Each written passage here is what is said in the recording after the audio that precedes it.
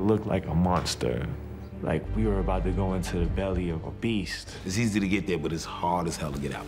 Once you get there, you find out that it's actually just as bad as people say that it was.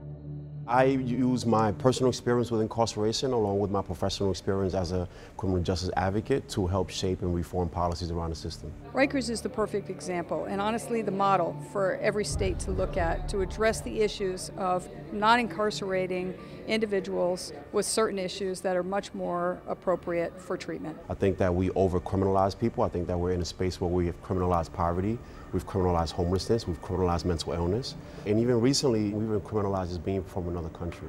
Wow, I watched this film and I was in awe of the disconnect and the point made about closing the prisons within 10 years. We can't wait 10 years to close a place like that. People who are incarcerated don't talk, they scream. Everybody screams at each other. You show weakness here and you're dead, you know, you're not gonna make it. Being back out in society after being in jail, even if it's just for one night, it's overwhelming. The film was very well done, and the group of panelists in the reception was just really eye-opening.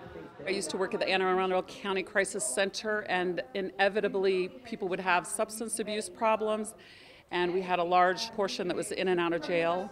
But they really had what one of the panelists mentioned. They had trauma past, they had all these things going on, but then it begs the question of whose responsibility is to address it, and a crime was committed, you must pay.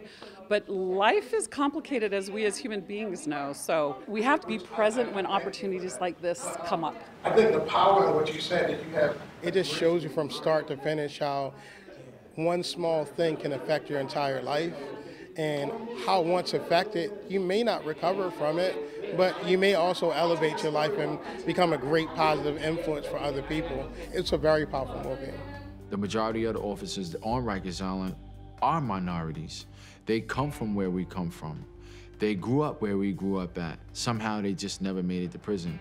You know, I don't bought drugs from correction officers who told me they're gonna send me to the box if I don't pay them, you know, things like that. And all of that made me say, well, you know, you're just like me, you know, we're all criminals in here.